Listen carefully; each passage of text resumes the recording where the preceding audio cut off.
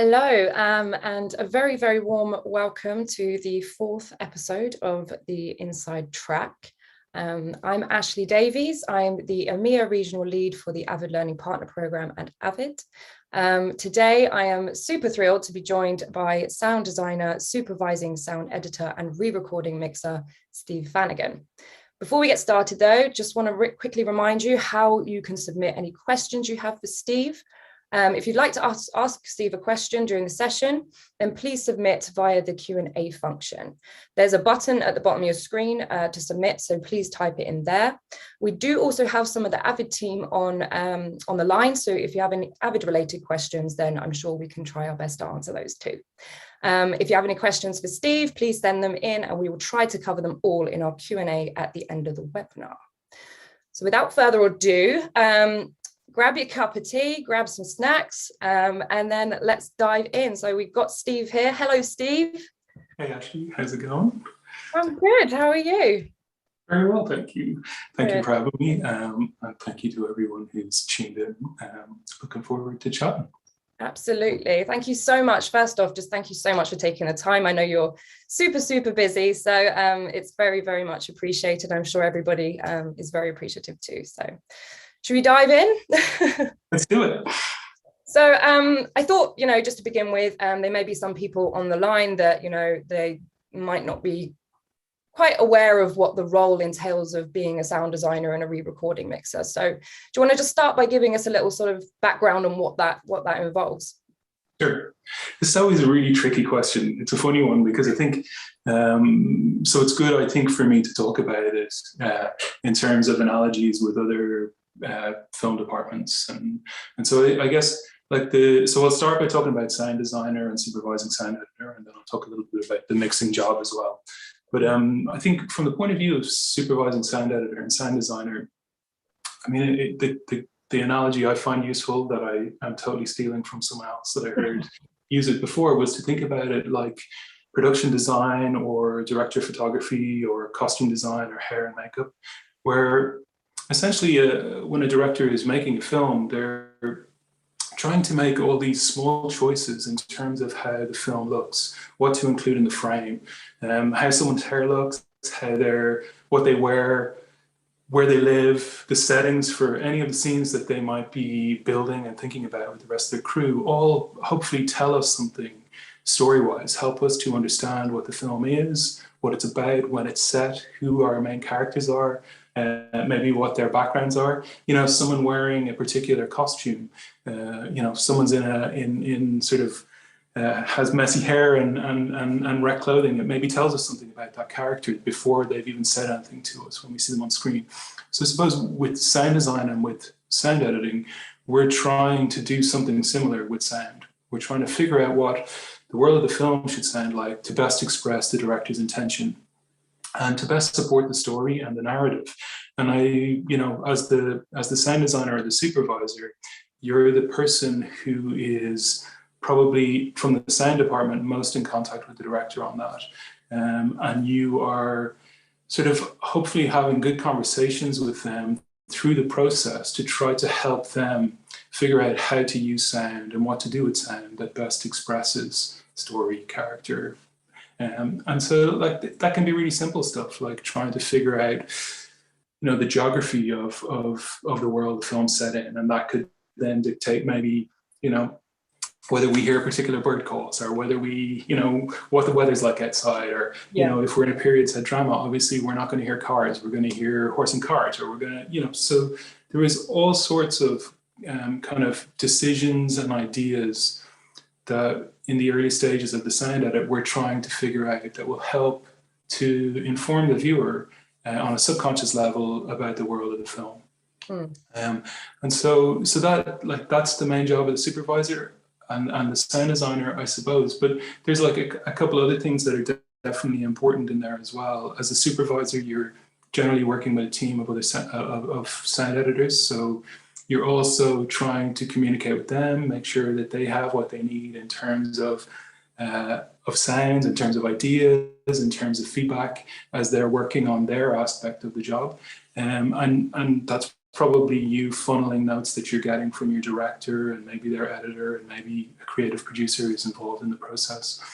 And then the other thing is, like, you know, as a supervisor, you're also trying to manage time, trying to manage budget, trying to manage schedule, because all of these things have to happen according to whatever is available for that film. And so there's no point in sort of focusing all your work on 10 minutes of a 90-minute film and doing those 10 minutes really well. You have to figure out how to use the resources that you have to best create a soundtrack with your director for the film that you're making with them, that is achievable in the time and with the budget that you have. So there's a kind of a management aspect to it, from that point of view, but it's a creative collaboration with the rest of your team. And then I suppose the other aspect of sound design, and that term, I suppose there's sort of two ways to think about the sound designer. One is that in the context of a feature film or a TV series, they're the person who was sort of tasked with trying to figure out, in collaboration with the director, in attempting to interpret the director's vision or sonic vision for the piece, what sounds are appropriate, what sounds are useful, what sounds keep the feel and the expression of that world consistent and feel true to it. And then the other version of sound design and the other role that a sound designer can have is creating sounds from scratch, maybe things that don't exist. So the classic example is to think of someone like Ben Burtt in Star Wars, where you're sort of, you know, literally creating sounds for things that we do not have a version of in our reality. And so that's, so some sound designers, that might be their only job on a film, is to focus on creating those bespoke sounds that are unique to the world of the film, and then making sure that they, you know, are applied consistently across a film or a TV series. So that's sort of a rambling way of me answering what that role involves, or what those two roles involve, but they're quite broad. You know, a lot of a supervising sound editor's day can be spent talking to people and not just cutting sound. And that can be communicating with your director, communicating with their editor, their producers, your post-production supervisor, the rest of the team. And it can also be just about sitting in a dark room on your own, making sounds for the film. So, you know, there's lots of things that sort of fall under that banner, and they're all hugely important for if the work is going to be good and consistent and useful to filmmakers you're working with. And then I suppose the re-recording mixer part of the job is about taking all those sounds and all those ideas that have been worked on and thought about and developed in the sound editorial process, and trying to figure out how to bring them all together along with the score, to make the best, most creative, most honest version of the sound for the film that your director wants you to, or has been pushing for, and that I suppose you know that feels like it belongs in that film, and if it were any other way, it wouldn't feel natural or correct. And I think, you know, even when you think about fantasy, you know, films that have big explosions or big moments, we're still looking for a certain reality and a certain naturalness to that sound. We're still hoping that it's true to the world of the film, no matter how sort of fantastical that might be. And so the mixer sort of has that job, or mixers have that job in that process of trying to funnel all those ideas into something that is consistent and true to the world of the film. And the two work very closely together, don't they? You know, if you're in a mixed theatre, and the sound designer will always sort of be present because, you know, they have their vision, the director has their vision, and the two, they all have to come together. And particularly, I think, in the final mix, that's when it all starts to really take shape. So it's a real collaboration, right? Exactly, and I think it's a really good point. Like, so the mix generally breaks down into a process of pre-mixing, which is often the sound team and mixers maybe working in isolation, but trying to refine the sounds to a point where they're ready to present to a director to get input into that last creative push on the sound for the film in the final mix. And I think often as a supervisor or as the sound designer on the stage, you're sort of the go-between between the director and the mixers, because mixing can be they're very full-on days. And so, and the mixer generally just wants to be facing forward, looking at the screen, working through the tracks. And the director will be sat somewhere behind them, and somewhere either at the console or elsewhere in the theater will be the supervising sound editor and the sound designer. And I think when the mixer is working, often it's your job to gauge how the director's feeling about it, or to let the director know that it's still been worked on. Yeah, I know those feet are too loud right now, but he's just working on that line of 80 or she's just working on that line of 80 or. There's a sort of a in that collaborative, in the spirit of that collaboration, there is a kind of there's a great role to be had there, where you can create space and time for the mixer to work, and you can be sort of thinking about and talking about the bigger ideas with your director and whoever else might be part of that creative process at the time, and then feeding the mixer with those notes as and when they are able to hear them and take them in. So I think that collaboration is really important. And I think for me, if I'm also mixing on a job, which I do quite a bit of the time, I always make sure that I have someone on the stage with me who's a co-supervisor, so that information can be filtered to me if I'm totally distracted by what I'm doing mix-wise. If I'm, if you're trying to just work on sitting the footsteps into the world, or you're, whatever it might be, sometimes it's hard to hear a note. So to have someone there to communicate that to you and to remember the things that come up each time you do a pass through a scene can be really important. So it's a hugely collaborative job. And I think, like, I always I should have actually prefaced this by saying, anything that I talk about today, it's very much the work of a team. And anything that I've ever worked on, no matter what my job has been on it, I have been relying on the work of other people and the skills of other people to help us as a collective figure out what the film needs. And we're always doing that under the direction of our director, under their guidance. They're the one who knows the film better than anyone. And so it's always a collaboration. You're always helping someone to hopefully realize what they're hoping to with their film. And I guess the other key players that might be involved in that are their film editor or editors. And then there's generally, films tend to have a key creative producer or key creative producers. So there can be, on a mixed stage, there could be 2 re-recording mixers, a couple of supervisors, maybe a couple of editors, sound editors. You might have the film's editor, the director, and creative producers. So you could have, all those voices in the room trying to figure out how to eke the best version of the sound for the film out at any moment. And could you just share with us a little bit about your typical workflow when you approach a new project? So with things like working with the director to make sure that you're aligned with their vision, building relationships with the production team, and just a little bit about spotting sheets. Is it something that you use? Do you use markers on the timeline? How do you look at it as a whole? And is it ever overwhelming? Yeah, I think there's probably nothing more overwhelming than day one on a job when you're looking at an empty timeline and you're sort of going, this has worked out before, and I've a few credits to my name, and it's worked out okay. But I think that first day, and generally as you approach a new piece of work, there is a nervousness and an anxiety to it that is not a bad thing for the creativity. I think if I felt like I knew what I was doing from the get-go, as in I thought, I know what this film is, I'm going to do this, this, and this, and it'll be great, then I would be missing an opportunity to probably do something that is right for the film. It's easy to do something that's adequate. It's much harder to do something that's sort of tailored to and specific to the film that you're working on. And I suppose that's what you're always trying to work toward, is sort of. And I think it's being open to that idea of as you work on things, your first idea might not be your best, or your first idea might be a brilliant pathway to the best idea for the scene.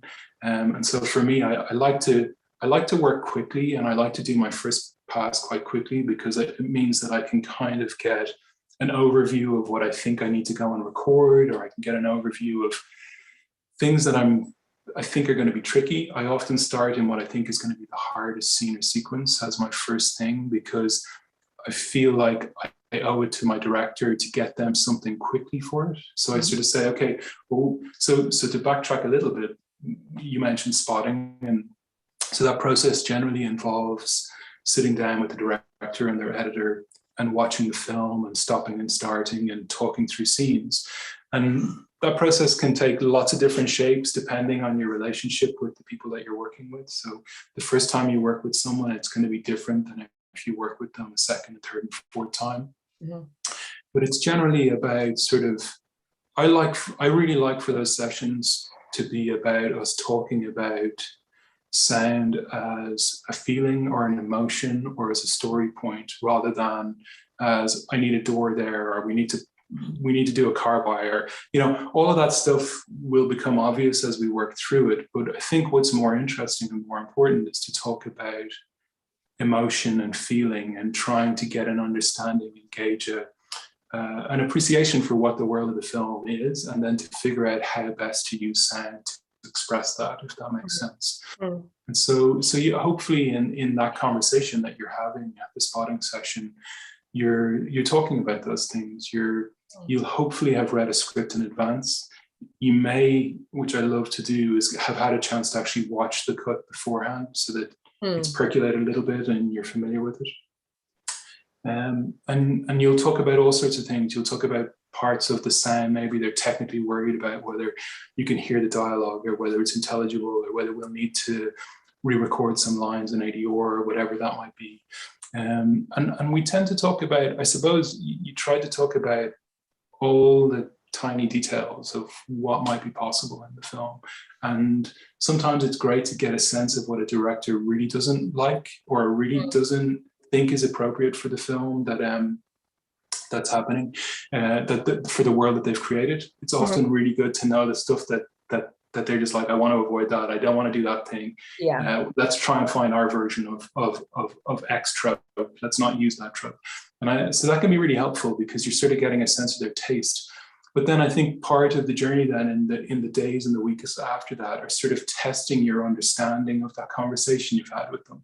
So, you know, because sound is a very subjective thing. And I think we use language like, we will say, oh, this scene should be warm, or this should be cold, or this should, you know, and those terms are very individual to each of us. So I'm really interested to send a director something quickly, or have them come in and listen to something with me quickly, where I go, I know we were talking about this being warm. Here's my take on that, but does this feel like your version of warm? Yeah. And by starting, what I find is, so there's two benefits that I find from it. One is if I'm going, look, I've done this really quick sketch, so don't get bogged down on it. If you hate it, that's totally cool. I'm just trying to figure out my way into it, and I'm trying to make sure that I'm understanding you. And so they don't, you know, I haven't gone and squirreled away for several weeks and I'm going, ta-da, this is brilliant, isn't it? I'm sort of going, what do you think of this? I'm trying to figure this out. Let's, you know, and it'll help us find our way to a common language and a common sense of feeling about what we're working on. And so I find that really useful. And I think those initial bits of feedback can really, you know, if you're way off on something or you're close to something, then at least you've got a kind of, you've ruled some stuff out, you've ruled some stuff in. So your next pass, you'll kind of have a better gauge of what they're looking for. And also for me then, there's a brilliant experience of listening to the work with someone else. You almost hear it entirely differently when someone is sitting in the room and you're presenting your work. And so it's great to do that early in the process, because, you know, you can almost feel what someone's thinking as they watch it.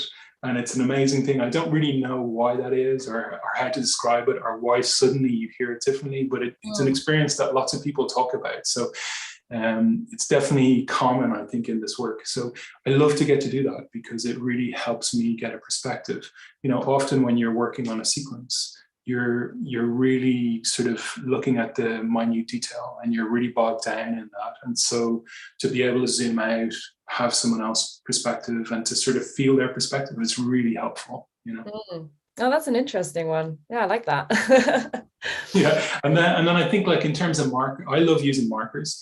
A couple of my colleagues use a piece of software called Avid, which will create a little scene track for them from the script. And that basically, so you have in your Pro Tools session, you'll have a scene track, which is like region groups, and each of them it'll be whatever in the script the scene heading was or the sequence heading was. So and I like to drop markers for that stuff because it helps me figure out where my boundaries are for if I'm cutting ambiences or I'm working on in and out points or time cuts.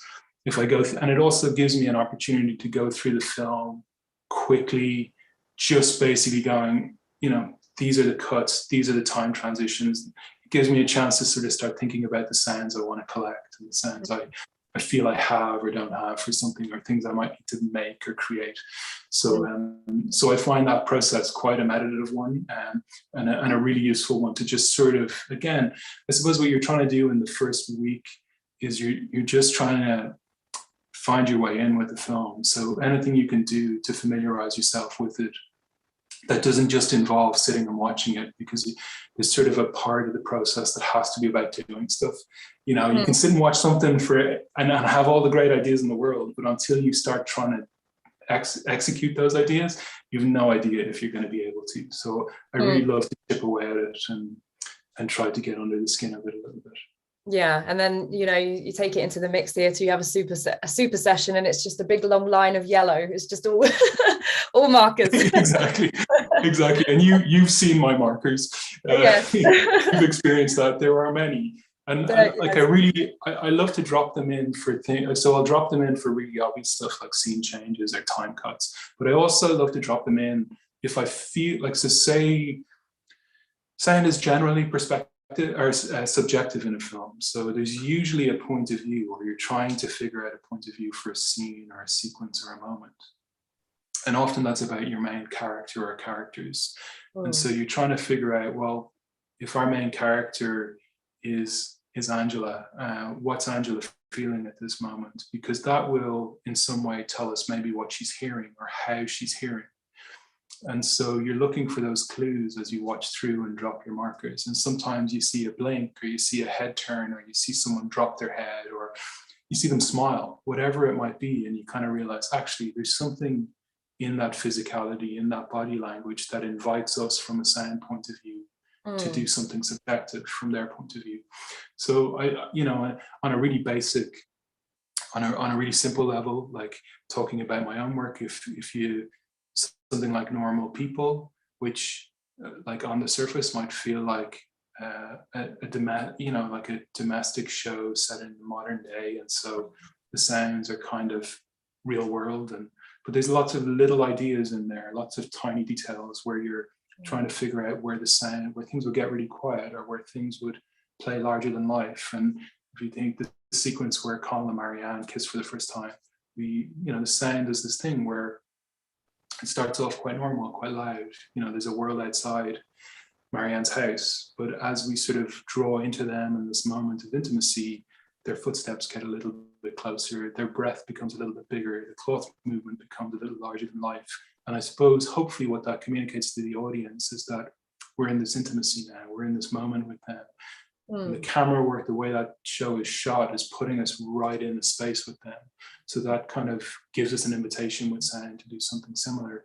And at the same time, as you're pulling focus on those small sounds, you're pulling away some of the bigger sounds, like so the world outside disappears, or the sound of the clock in the hallway gets quieter. You know, and I think by making those subjective decisions all the time with sound as we work through an episode or through a film, we're hopefully orientating the audience on a subconscious level. You know, you don't want to do those things and have the audience go, oh, everything got really quiet. You want to do it over time, so it's felt rather than distracting. You know, it's not something where, and I think that's, for me, that's what I really love about sound design and how subtle it can be. And it's sort of similar to how a director of photography makes a lens choice with the director, or how an editor chooses a shot and when to cut it. There's a feel and there's a rhythm and there's a sort of an idea of a point of view that you're trying to find in the work. And I think from a sound point of view, you're always led by all that work that everyone's already done on the film, because it gives you clues and gives you ideas and gives you hints about how the sound can be treated to hopefully underscore the work that they've already done. Well, speaking of normal people, what would you say are sort of the main differences between working on a feature film and a TV series? Because you've you know, to point out one, you've worked on Radioactive, which was a feature film, but you've also done Normal People and series 1 of Game of Thrones. And you know, what's your perspective on the differences between those two different project types? I think it's really interesting. I think like the main difference, obviously, like the most obvious difference is just the volume of material. So Normal People was 6 hours of television. Game of Thrones was 10 hours of television. Radioactive was 1 hour and 50 minutes. And so, and generally, you get to spend more time on a film than you would on a TV series, depending on how it's scheduled. But I suppose all of the same principles apply, and you're trying to figure out how to do all of the same things with your work. Sometimes you're doing it with less time in your schedule. So you're trying to figure out, like with Normal People, the director on Normal People and the main showrunner was Lenny, who's a film director that I've worked with a lot, and my colleague, co-supervisor, Noel Brady. We've worked a lot with Lenny over the years on film work. So this is our first time to work on a TV show together. And so we had this idea that we just didn't want to not work the way we're used to working, or to do the level of detail we're used to doing on the films with him, because we knew that we had a kind of, you know, it was the 5th time I had worked with Lenny, and I feel like we have a way of working, and it's something that we've enjoyed, and it's meant that he's come back and worked with me again. So you don't suddenly want to be rewriting the rules on that and saying, oh, we don't have time for that. So you're trying to figure out a way to be consistent with what you're doing. And I think, like, the obvious thing with TV is that the story arc is bigger.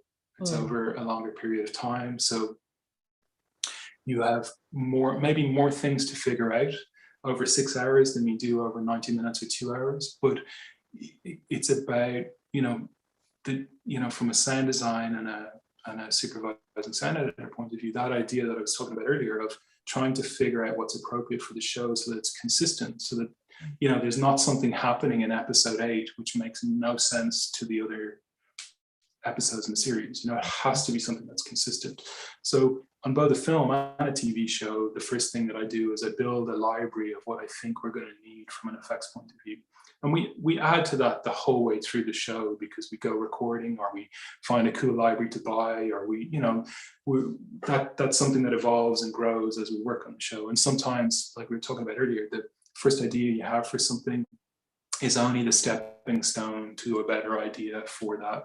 So, those ideas grow over time. And what's lovely about a TV show, and something like Normal People was actually the first TV show I had worked on since Game of Thrones, and I only worked on the first season of Game of Thrones. So it was like 10 years between the two, and all I had really done in between was feature work. So it was really interesting to get back into that world.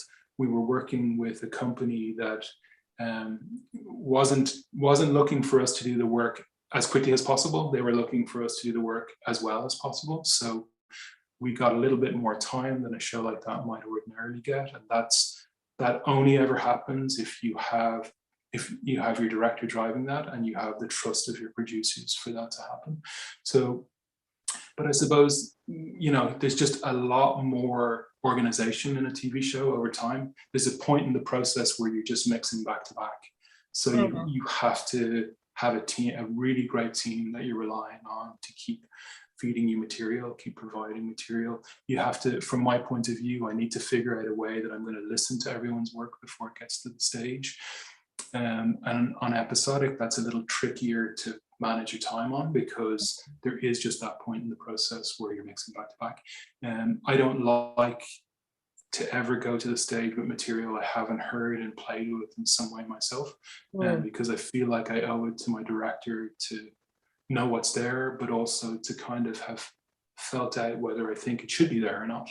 And again, over my experience in a series, you know, you have this sort of memory of what you did in episodes 1 to 3. So when you hit 4, you want to make sure that whatever's going on is consistent with the world, even if, like in the case of Normal People, you move from rural Sligo to the city centre in Dublin. There still is a consistency that has to be in there. And so I think, like, I've really enjoyed working on both.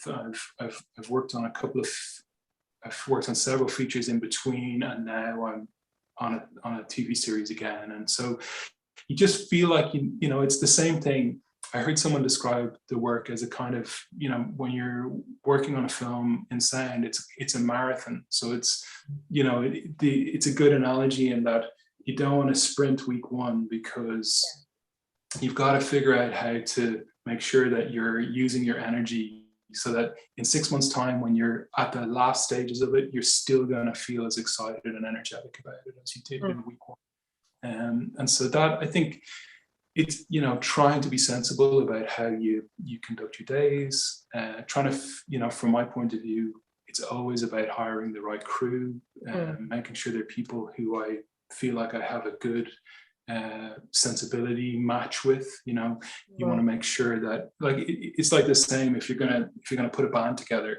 You know, if your band does a particular thing, you want to make sure that the bass player is in tune with that, or the drummer that you know, it's just that idea. There has to be a sort of an aesthetic and a sensibility, and more importantly than anything, I think a bunch of personalities that you feel you can collaborate with and rely on. So I think there's lots of differences in terms of, like, with a film, you're building towards one mix, or maybe you're building towards a couple of temp mixes for preview screenings, but ultimately toward one mix of this one block. Whereas with a TV show, you might have a couple of directors. There's going to be periods of editorial and then mixing, and editorial and then mixing. And so it's just a little bit of a different headspace. There's probably more voices in a room on a TV show as well, because there's always broadcasters and other people who have valuable input. So there's lots of other people to communicate with in a really good way.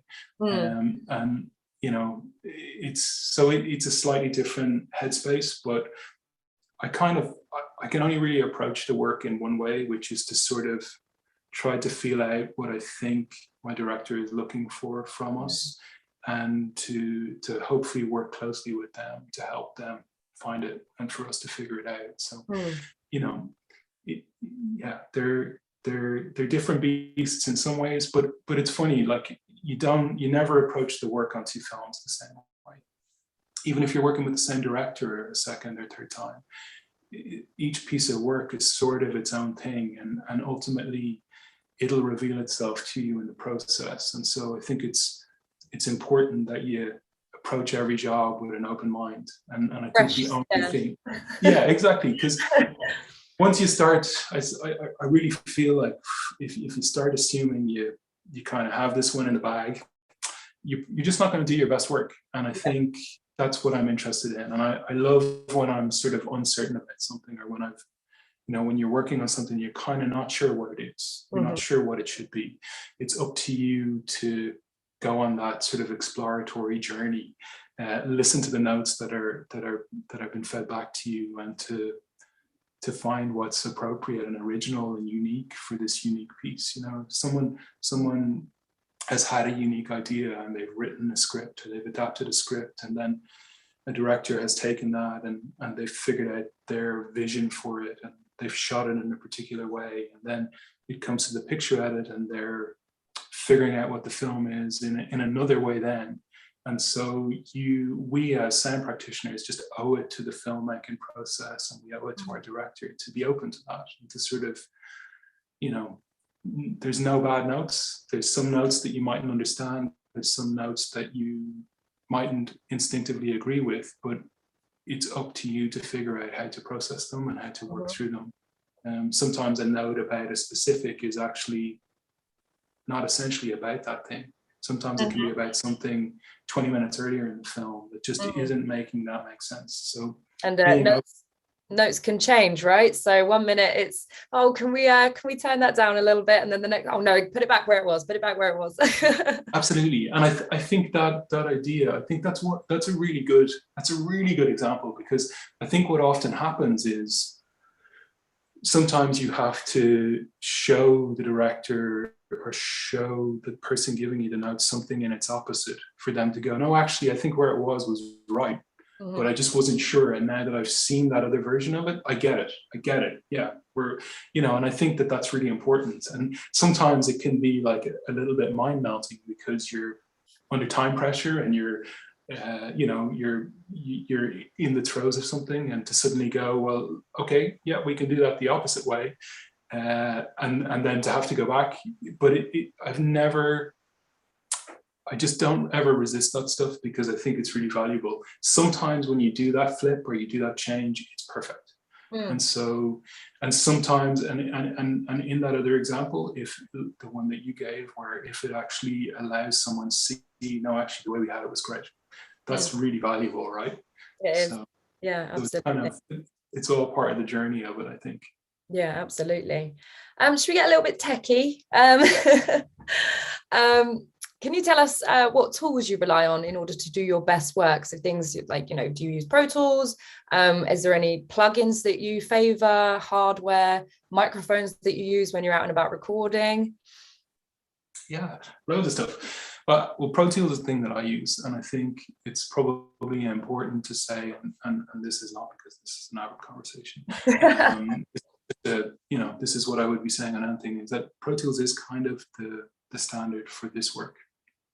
And I think, it's something that I use every day and I never think about, like riding a bike. Yeah, exactly. It's sort of like, if you want to write, you got to learn how to use a pen, or you got to learn how to use a typewriter. For film sound, Pro Tools is sort of, it's the most universal tool that I've seen used. It's and it's really important to think about this in terms of how films get made and how soundtracks get made. And often, there's a team of sound editors, so we all need to be on the same platform if our work is going to feed into each other. That needs to be the same platform as we're mixing it. Mm-hmm. We all use other software, but ultimately it comes back to Pro Tools at some point. Yeah. And when we're recording Foley, or we're recording ADR, or we're getting delivery from music editor or composer, Pro Tools is the thing that we all use that allows us all sync up, and so it's just one of those things that I see as essential. It's not the first DAW that I learned. I was saying this to you the other day. I used Cubase and I used Cakewalk, which this is like going back to the 90s. Mm-hmm. But those were the first software that I ever used. And I think that learning any DAW is valuable, but having Pro Tools knowledge is really essential for the film sound work I've been involved in. And so, we were talking earlier about the fact that there is a free version of Pro Tools. So if you're working in another DAW and you sort of have a preferred way of working, I would still encourage anyone watching to familiarize themselves with Pro Tools. And Pro Tools First is a good way to do that, because it's free. And then to see how it suits you from there. But it is just about having the right tool for the type of work you want to do. Absolutely. And then, my other absolute, always open, always working piece of software is SoundMiner. And that's basically like a piece of database software that allows me scan my effects libraries, so I can search them by search term, just like a Google search bar. So if I'm looking for a particular model of car at a particular speed, doing a particular move, I can hopefully find that by doing the right search. And SoundMiner will then allow me audition files, select the section that I want, and allow me to spot it into Pro Tools. So I find that, and it has incredible sort of manipulation tools. I love its pitch shifting, but it has this whole new thing in it called Radium, which is sort of like a synclavier, but like in the modern era, it's this really powerful sound manipulation tool. Oh, wow. Yeah, it's quite incredible. It's one of those things you could lose many, many, many days of your life alcohol with it, but the results are phenomenal. Yeah. It's a piece of software I love. There's an alternative called Basehead, and there's an alternative called Soundly. I know that Pro Sound Effects has their own version as well, which I can't think of the name of. But there are other examples. It's not the only one, but it's the one that I've used. I sort of started to use it about, I don't know, 13 or 14 years ago, and I haven't stopped. Plugin wise, you know, it always changes over time, but I have my faves. You know, I love the FabFilter stuff. I love the pro stuff in Pro Tools, like the Pro Limiter. I really like. I like the compressor. But I'm a real, you know, for me, the most important tool that we have is our ability to listen. I know it sounds really corny, you know, but actually, I think it's really important not to get bogged down in gear. It's really important to respect gear. It's really important to have things that you like, things that you need, but you don't need to have all of the gear. And all we have to do is look at film history or look at music history to look for examples of how brilliant things were made very simply. And they were made because people knew what they were doing and they were listening. So I think, you know, the most important thing is to have an appetite to listen, to have an appetite to develop a taste and a flavor for sound. And I think this is true of any sound discipline you might be involved in, whether it's music or radio or film or whatever it might be.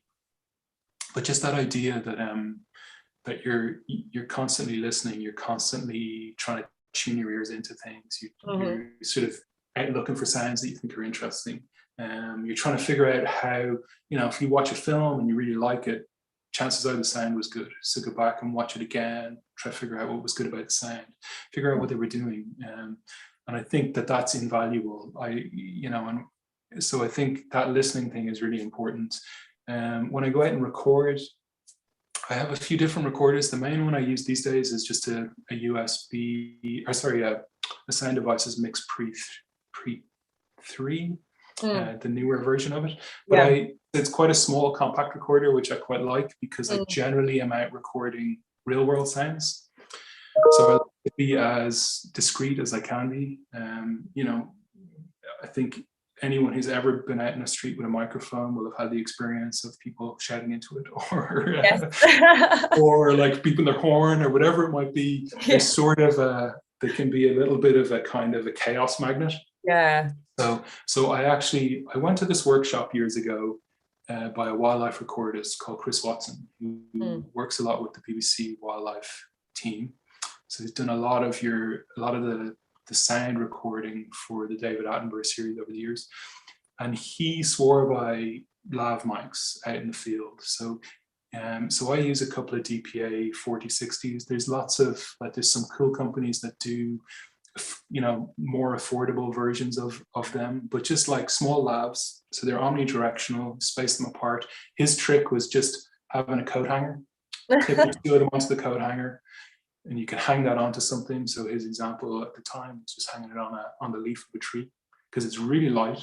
Yeah. And then, you know, it's a really easy, compact thing to carry around. If you're sort of out in public, you can also just clip those mics onto yourself. Yeah. So it's not obvious. So if you're like, you know, if you're out trying to record some traffic or a bus by or something, no one is sort of getting distracted by what you're doing and hence approaching you and getting in the way of you getting that sound. So I find that a really useful way to record. It keeps it quite discreet. But there's all sorts of cool recorders, like affordable recorders, like, you know, all the Zoom line. Sony has all sorts of everyone has a version.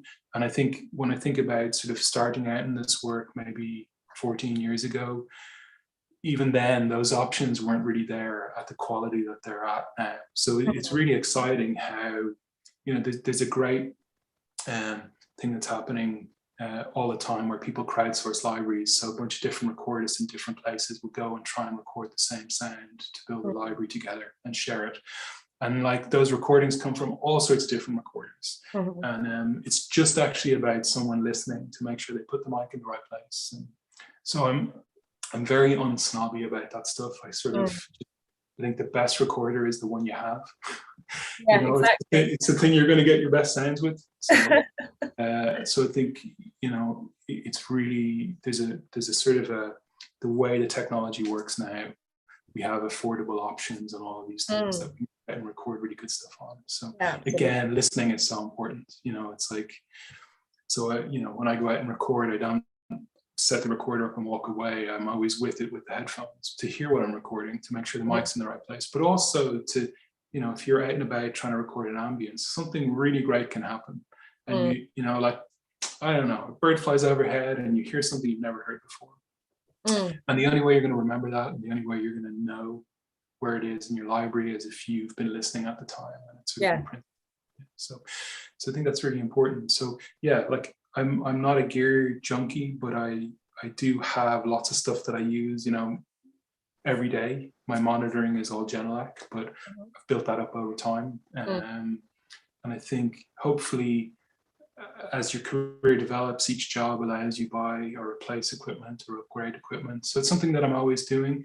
It's sort of similar to, I think everything about sound work is sort of a constant learning and a constant evolving. And so it's the same with equipment. You just because you're using one set of tools on one film doesn't mean you should use them on the next. You sort of, I'm always trying to figure out what's appropriate for the next project. So can I afford to, will I buy that this time?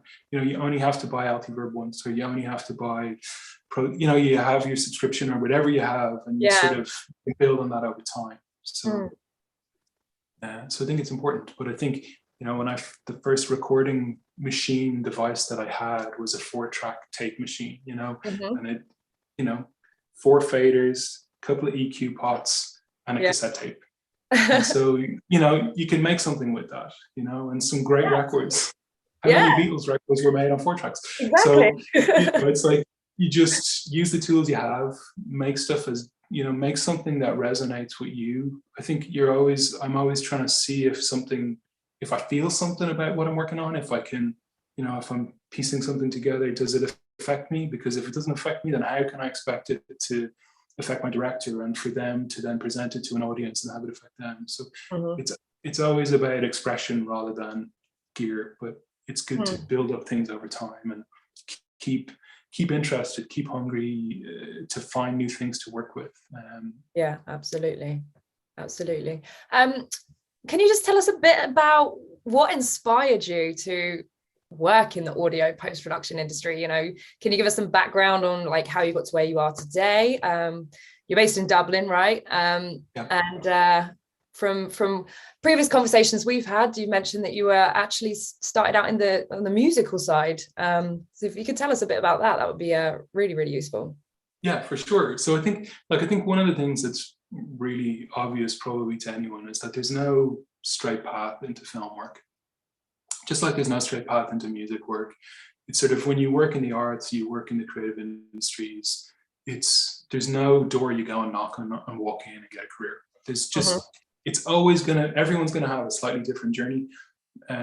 Everyone's journey is gonna be slightly meandering. There's never just a straight line. And I think that's okay. I feel like if I hadn't done all the stuff that I did before I started to do the film work, then I probably wouldn't have been able to do the film work that I did. So I kind of realized at some point in my teens that I really liked sound and I really liked music. Like, I mean, who doesn't like music? But I was really interested in the mechanics of music. I was really interested in how things were written and how things were produced and put together. And I think so from starting playing in bands, and then like in my mid-teens, say, I sort of, by doing that, then how do we record this stuff? How do we demo this stuff? What do we do? And this was before computers were able to do this stuff easily. And so, so the tape 4-track or whatever, the first digital 4-track, I think I used some point in the late 90s, and then computers maybe came in the early 2000s or around 1990,000, something like that. But so from playing in bands and knowing musicians and recording some stuff and working on some stuff, then people begin to go, oh, you recorded and mixed that. Do you want to do my record? And you sort of I guess fall into it's the wrong word, because I was interested in that. But that's how the journey sort of begins with it. And at the same time, I studied communications in Dublin City University, which is kind of like a broad media course where you do some video stuff, you do radio, you do photography. I really love photography, and that's what I specialized in. But I had a love for radio as well. But I had this great photography teacher who was this amazing artist, Carl Grimes. And he was really encouraging of both the sound and film work that I was interested in, and myself. And one of our classmates for our thesis ended up making short films, and I did the music. And so, these little things sort of were pointing in the direction of where I finally ended up. But it wasn't until I was about 30 that I met a Foley artist called Cuba Doyle, who's an Irish Foley artist who I've done the majority of my work with since. And she had just come back from Canada, where she had been working and training for years with a guy called Andy Malcolm. And they were just after building the first Foley stage in Ireland in Ardmore Sound. And so I was like, you do what for a living? Like, what? Like, I don't understand this. You walk people's footsteps, like the footsteps I hear in a film. What is this? So I was so fascinated by it. Like, and I saw her do a workshop, and I saw her create sounds live against picture, and I just thought, this is insane. Like, this is so brilliant. I love this. Yeah. And like, even though I was sitting watching her make the sound, when it played back with the picture, I forgot about how she made it, and I just believed it was in the picture. Yeah. And so I kind of thought, this is amazing. This is like, from my point of view with music, I had gotten more and more into experimental stuff, and I'd gotten more and more into not songwriting, but sounds, and the idea of just sort of meditative feeling, sort of ambient music. And so seeing her work as a Foley artist, and then going out and watching her work at the studio and getting a sense of that, and then meeting some mixers and designers and realizing, hold on a minute, there's this whole world where you can marry sound and picture, the two things that I've always been interested in. But also you're sort of collaborating all of the time, which I was very interested in, because with music I had sort of ended up naturally gravitating towards working with other people on their music.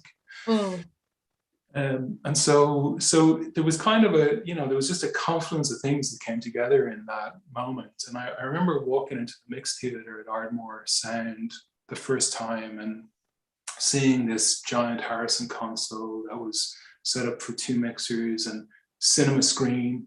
And the room is like, it's a big mix room there. It's sort of like proper cinema size. I just been like, oh my gosh, this is actually a thing. This is a job you can do. And and then just realizing, actually, you know what, this is so sort of, it pulls together all of the things I'm interested in. I have to give this a shot. So like I said, I was 30. So it was sort of, I had a career, and I kind of went, actually, I'm going to try and do this. So I sort of had to start at the bottom again and figure my way into it. But I just saw something in it that felt like it was a natural fit. And I think I was at a point where I knew that if I took it seriously enough, I could give it a decent stab. And if it didn't work out, well, at least I knew I tried to do the thing that I thought I would be interested in. And so, sorry, this is a long-winded, rambling answer, but probably all my answers are. But I essentially ended up then with my first job in a film as a music editor, which sort of perfectly led from the music work that I've been doing for years and the radio work I've been doing for years. And from that, then I became a dialogue assistant to a supervisor for a job. And on that job, she was kind enough to let me cut some dialogue. And so then just over time, through assisting people or becoming an effects editor for a sound designer, whatever it might have been, just started to build up my experience. And, I was lucky enough that I worked with supervisors and mixers who gave me some pretty blunt and pretty constructive feedback. And sometimes that feedback was, this is great. Sometimes it was like, this is not right, And I think I owe them a lot for that honesty, and for that kind of, that feedback so important to helping you refine your craft and develop your craft and refine your ear and figure it out, you know. So again, I feel very fortunate for the people I've met along the way. I mean, if Cuba hadn't opened that door for me and let me just come and sit with her while she worked and then let me assist her for a few months, I wouldn't have discovered this. And then the same is true of the supervisors I've worked with and the mixers I've worked with, who were sort of just really,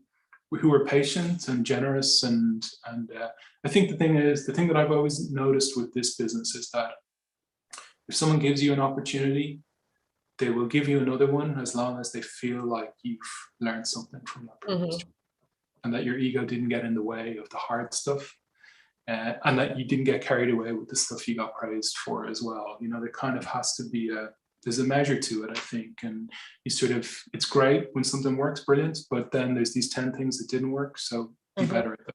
And I think that's sort of something that's sort of ongoing. I think for anyone who does this over a long period, you're always learning and developing. So I think if I hadn't worked and collaborated with musicians, or I hadn't worked at radio stations and collaborated with other people on shows, I wouldn't have learned some of that interpersonal stuff that's really important to the film work. Because, you know, like if you're sitting on a mix stage, whatever your role is, there's going to be good points and bad points in the day to give someone notes, or to express your opinion. And then how you express that opinion or how you offer that note is really, you know, it's a really important thing. And I think learning those skills of communication and collaboration are probably more valuable than anything. And I think we all learn those in all aspects of our life. You know, we learn them from every job we work. We learn them from school or from university or college or whatever we're doing.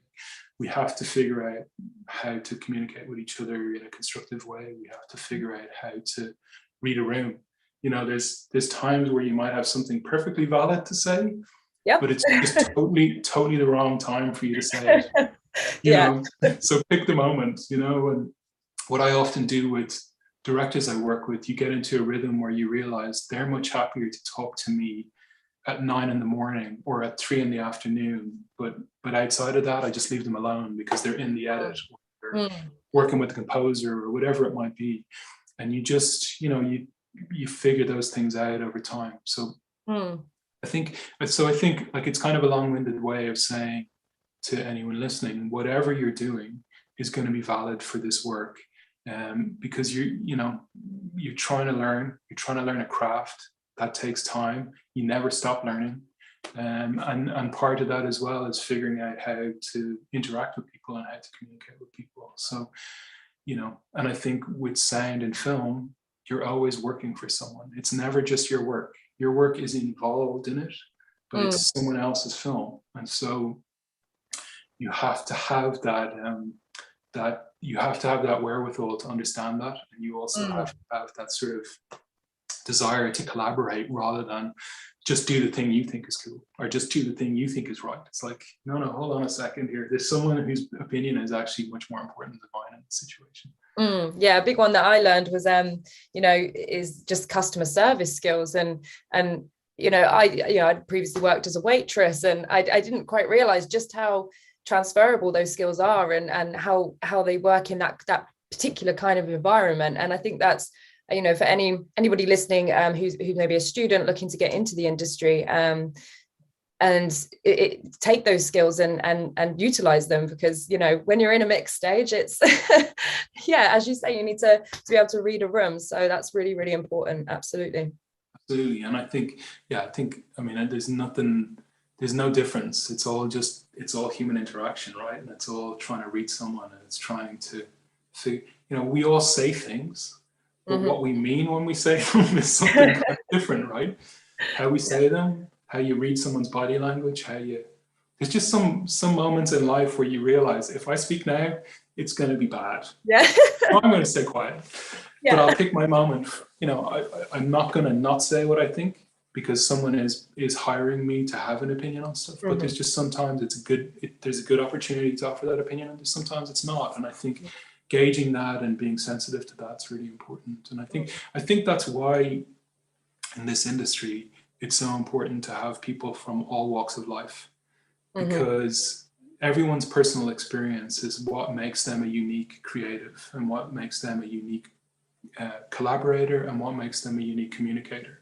And that, all of that, you know, the more ideas and the more differences in a room, the more unique the project you collaborate on and create is going to be. And so being open to that and being excited about that feels really important to me. And I think, you know, there's also that thing of, I think we all have to always remember that everyone involved in the process with us, whether that's whoever's on the stage with us, no one is more important. You know, you may get to voice your opinion more than someone else because of your job description, but actually, if you get a note from someone, it's really important to hear it and listen to it and think about it, because someone else's perspective could just be a revelation that you need to make the work good.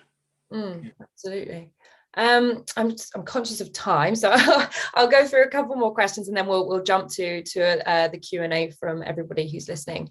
Do you have any overall advice for the next generation in getting into the industry, you know, and what are your hopes for our industry moving forward, now that obviously we have to address the elephant in the room? We're hopefully now post-pandemic, but you know, everybody's now adapting to this new way of working that's remote. Is that something you've seen, and do you hope that continues, or would you prefer it to go back to how we all were before? I think, you know what, I think that I think there's been a brilliant opportunity in the remote collaboration that this moment has afforded us. For all of the bad stuff that's happened and all of the terrible stuff that's happened, what it has done, I think, is accelerated an idea that lots of people have had but has been difficult to implement, which is that we can work from home at times and we can collaborate adequately without being in the same room all of the time.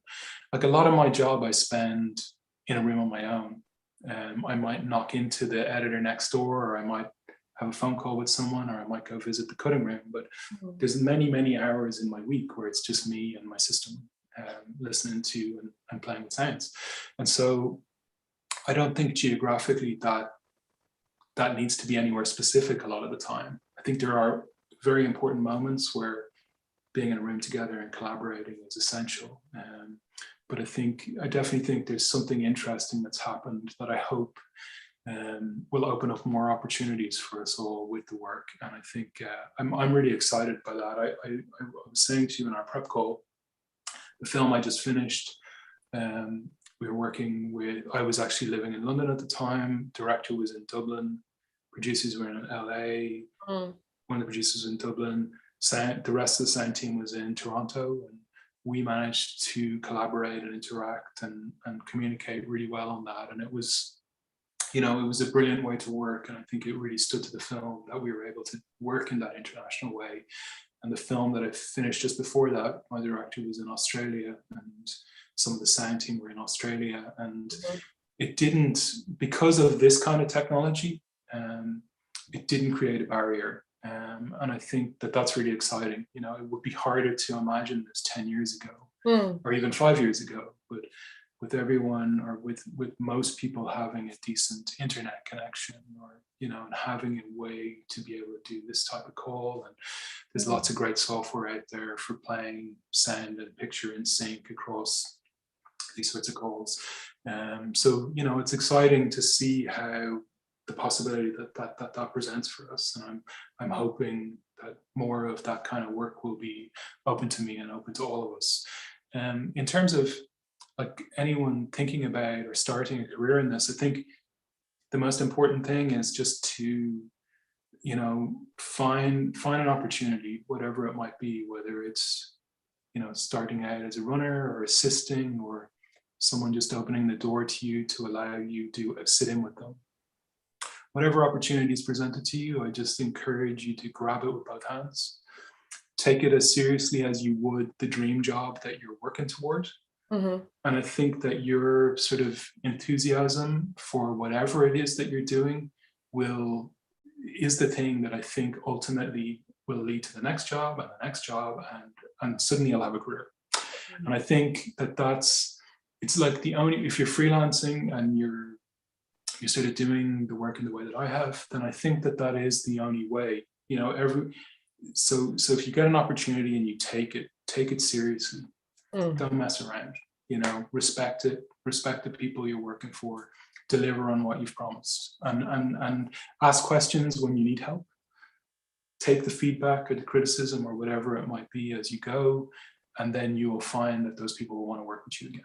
And that's ultimately, because you become, you are your own calling card, and you're as good as the previous work you've done. And so I think if you've done right by someone and you've communicated with them well, and whether that's a supervising sound editor or it's a director or whoever it is you're sort of is hiring you on a job, then more work will come from it. And I think, that's what I found to be the most valuable part of it. And then just to keep learning. And if you want to do film sound, then watch loads of films and really watch them, and rewatch them and listen to them and figure out why the sound is cool. If you have a film that you really love, study it, figure out what makes it tick. Don't be afraid of things like media studies. Don't be afraid to learn how to do some film theory. All of that's so essential to the work that we do, because you're constantly trying to interpret the visual. You're constantly trying to interpret the cut. And I think that any of that stuff will really stand to you.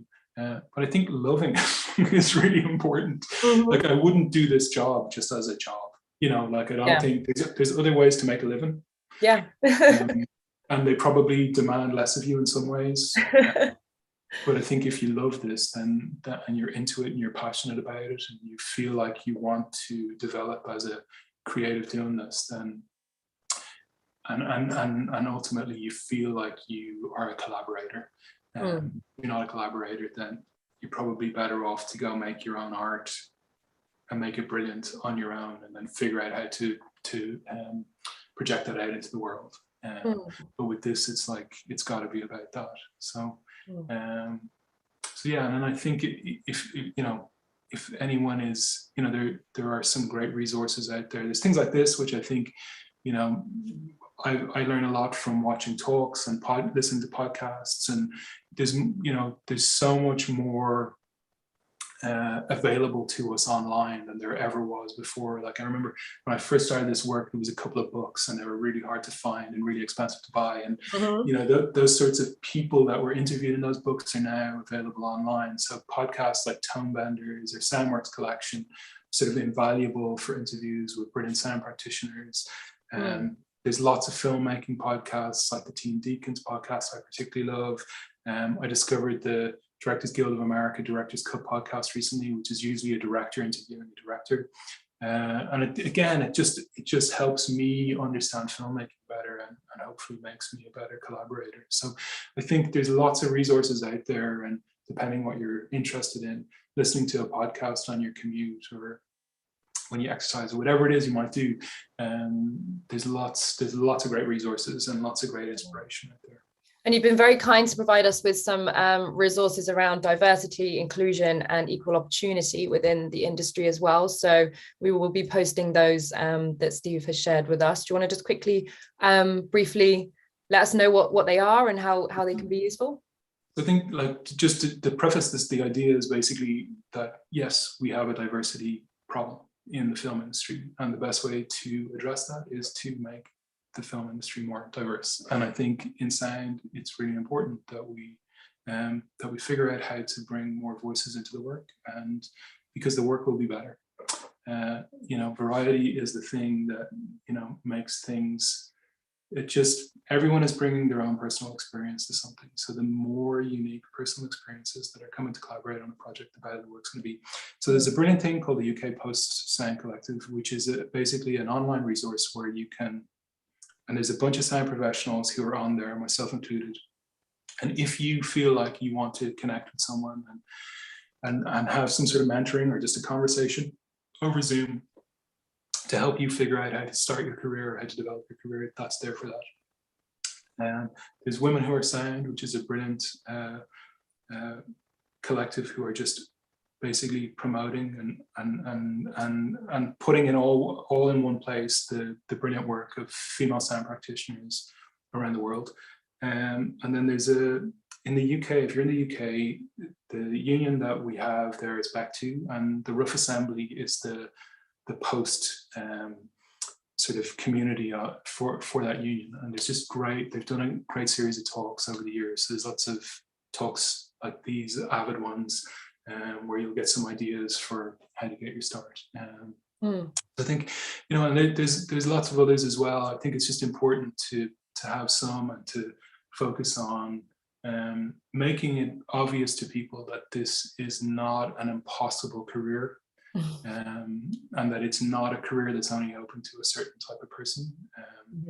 If you're into this, there are ways there are doors to knock on, and there are doors that will open for you. And these are all examples of places to look for those opportunities. Well, they're fabulous resources. So thank you so much for providing those to us, and we'll make sure that we post those out as well. So let's jump to a little bit of Q&A. I can see some coming in here.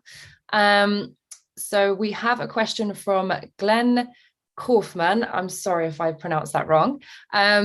When you're tasked with editing, not mixing, do you cut for everything, or do you make decisions about what things will be covered elsewhere, e.g. music, Foley?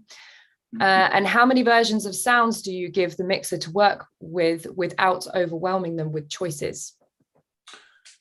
It's a really good question, actually. So I would generally, I don't cut everything, because I think part of the idea, like there's a cool thing, sound editing.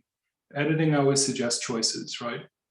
So the idea is that we are being tasked to make choices. And I think that obviously the most important thing is that if you're going to make choices and you're going to decide, well, actually, I don't think that's important, I think this is important, and you're going to leave something out, you want to have had that conversation with your director. And I think if in doubt, cut the sound, mute it, make the choice in the track that it's there, but that you've decided that it's not the thing to present first time around. So I think for me, I love that idea of making choices. I think you have to do it with the spotting session in mind, and with your back and forth with your director in mind. But I think it's really important.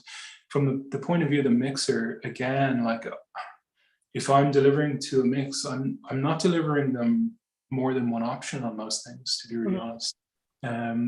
Because I've hopefully in the editorial process teased that out with the director so that we know what the choice is. Because I think from a mixer's point of view, their work is going to be much more focused and much more valuable to the film as a whole if you've excluded things in advance. So I think for me, it's really important to try to make as many of those decisions before you hit the mix stage. And the key to that for me is hopefully you get to start early on the project, and hopefully you have time for multiple interactions and back and forth with your director. Great stuff. I think we've got time for one more question. We have a question from Justin Randall. You refer to film mixing as more of a live process than music mixing, which adds pressure to the process. Any tips on how to manage requests that you might not agree with? A simple example might be, director wants the music really loud for this scene, but the dialogue might get lost. Well, that's a good one. Yeah, well, that's a very common thing too, right? So I think it's a really, ultimately it's the director's film, and all that you can do is offer your professional advice. Sometimes, if you think that you're been asked to push the music too far, it's often worth doing it, and then waiting for a review to see how everyone feels. And I think, so you, like at the moment you get the request, you can express your concern around dialogue. You can mix the music as best as you think you can carve the space for dialogue while still getting to the level that the director wants. You can look at the arrangement on the music, and if you have stems, there may be some elements that you don't raise. Like, so say like a French horn you don't want on dialogue because it's going to be in that same frequency family. So trying to figure out creative ways to deal with the material so that you can get the energy of loud music without it getting in on the dialogue can be a really good thing. And I think if your director sees you working on that idea of like, well, how do I do these two things? And how do I make sure that the dialogue is okay? Because ultimately, the golden rule is that if the dialogue can't be heard, then the audience tunes out. Yeah. Because they're going to be lost. They're going to be like, I don't know what they're saying, so I'm missing story, and now I'm frustrated. So I think in the extreme scenario, you might mix the music louder than you think you should.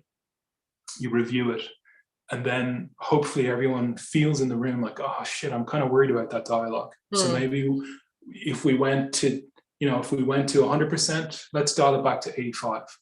And I think that by collaborating with your director and working through it, voicing your concerns, but not, like, ultimately, if they decide for the music to be louder than the dialogue, that may be a decision that they choose to make. All that you can do is let them know your experience, let them know your feeling on it, and give them options. And hopefully somewhere in that process, you arrive at a point where the music feels good, but the dialogue's protected. Does that make sense? Absolutely, yeah, absolutely. We have another one from Adrian Sandu on LinkedIn. When are you looking to hire a freelancer?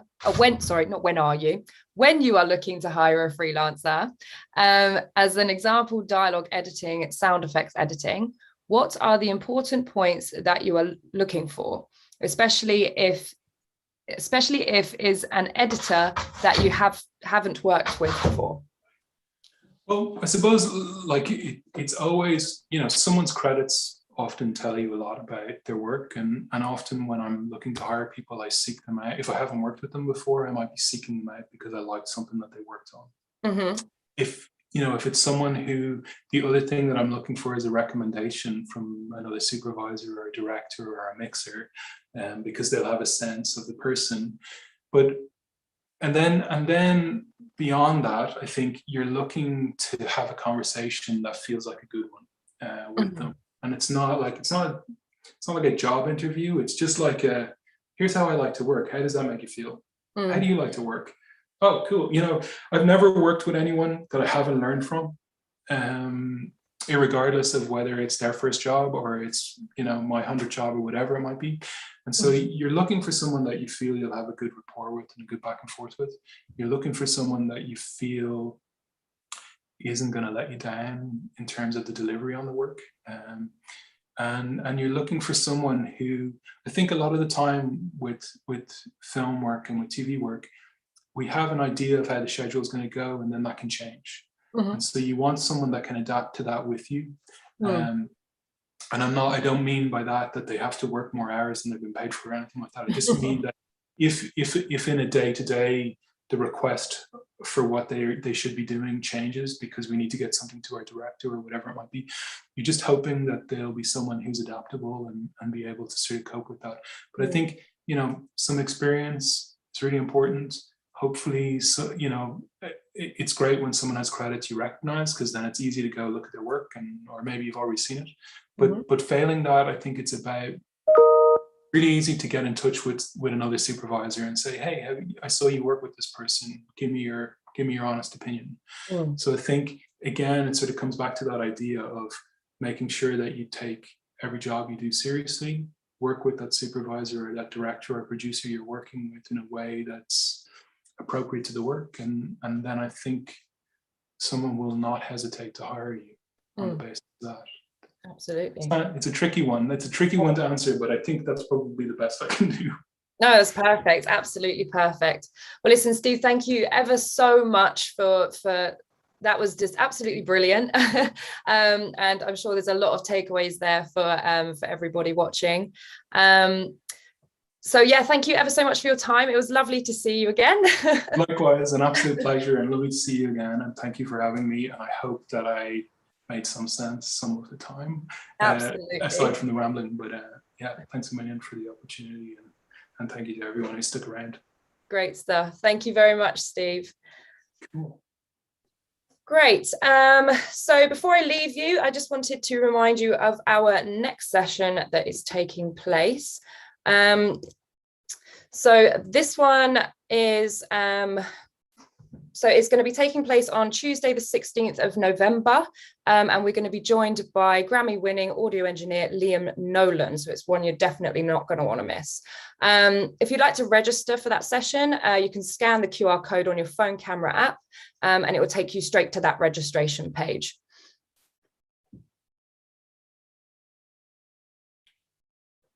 And other than that, I think we are good to wrap it up there. Thank you ever so much for everyone who's joined us on social media, and those of you who are listening with us live on the webinar. I hope you enjoyed it, and I hope you can make the next session. Thank you.